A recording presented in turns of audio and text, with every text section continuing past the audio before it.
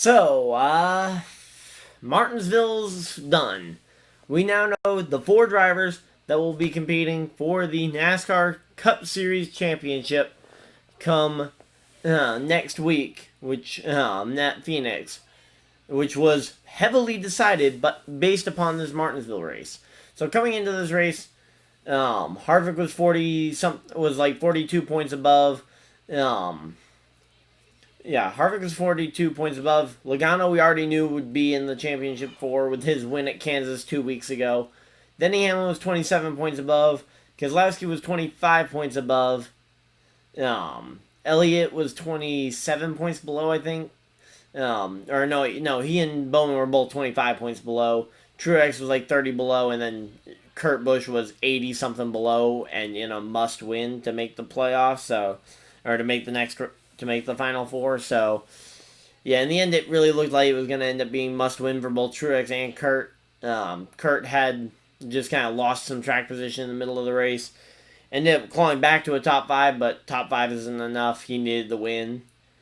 He didn't get the win, so he's on the outside looking in. So Kurt does not make it. Bowman, sixth place finish, but wasn't enough given just kind of situations that happened. Truex, he had a loose wheel late in this race, ended up coming down to get that replaced. Went 2 laps down, finished well back, 22nd. So then you had 5 drivers left. So Logano in. Then that leaves us with 4. Keselowski, Elliott, Harvick, and Denny. I think that was a lot of people's championship 4 coming into this round. I mean, I think that was probably my championship 4, though I could easily see you plug and play the 2 Penske guys of Brad and Logano. It turns out we managed to get both Penske's, because Keselowski with a top 5 run, and the points gap he had was enough to get him in, officially in by 8 points, at least as of the time. We haven't seen post-race tech yet. I'm just anticipating that there's no issues in post-race tech with everything I'm saying.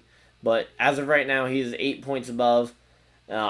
Same with Denny Hamlin. He had a little bit rougher of a race, finished 11th, but he still also is 8 points above the cut line. So he and Keselowski both making it through.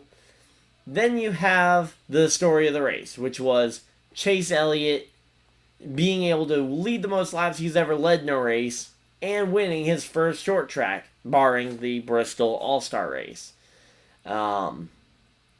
Major moment for both Chase Elliott's career and his ability to kind of extend his legacy. First time he's made it to the championship 4 because he won this race at Martinsville. That puts him in, and that also moves Kevin Harvick, the 9-time winner this season, out of the playoffs, which I don't know if there's a bigger bombshell that could have happened. I mean, I think maybe Michael Jordan investing in NASCAR is like the only other bigger bombshell NASCAR related from this season.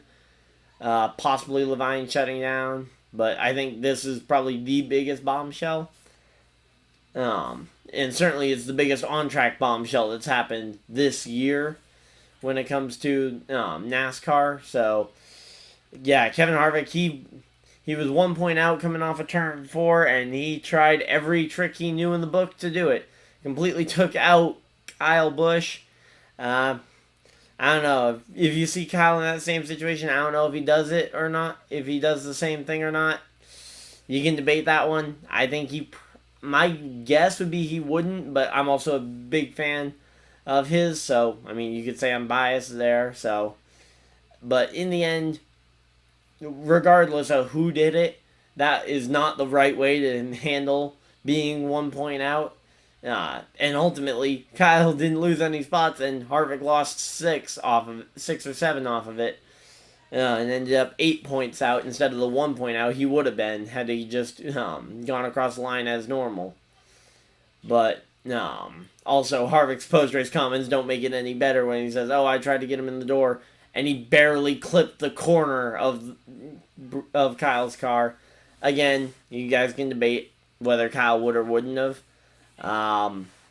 But yeah, so in the end, though, Harvick missing out, I think, was probably the biggest story of this race.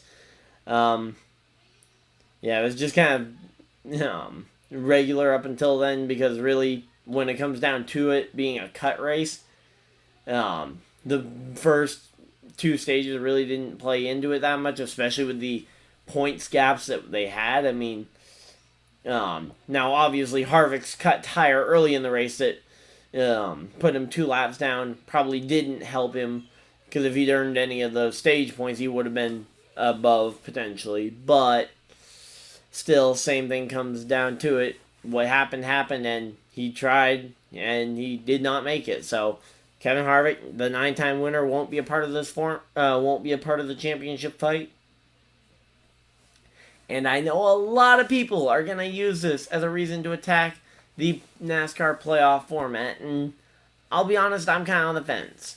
I definitely think this doesn't help. I think this will help and hurt in some ways. I think your NASCAR diehards, they're going to see this as a guy who probably should be in the championship fight isn't there. That is true. Kevin Harvick probably should be there. But he had major issues, including an unforced error at Texas last week and a cut tire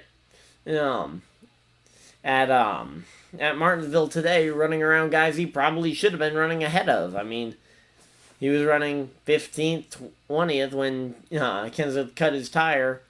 So, I mean, it wasn't like he was trying to lap somebody and they cut a tire on him. So, yeah, I mean, it was a situation of just a comedy of errors, pretty much. I mean, you have 2 bad races in a 3-race round, you're gonna get eliminated. I mean, sure, he had a bank of playoff points, but that only survived 1 bad race, and he had 2 in a row. I mean, he had 2 one-lap down finishes, pretty much, or would have been one-lap down finishes. With the amount he wrecked out, he probably would have gotten a lap down to chase if it hadn't been the final lap. Granted, if it hadn't been the final lap, yellow flag would have come out, but same difference. Hamlin and Elliott winning the 2 stages as well just kind of padded their points, so that definitely helped with Hamlin getting in.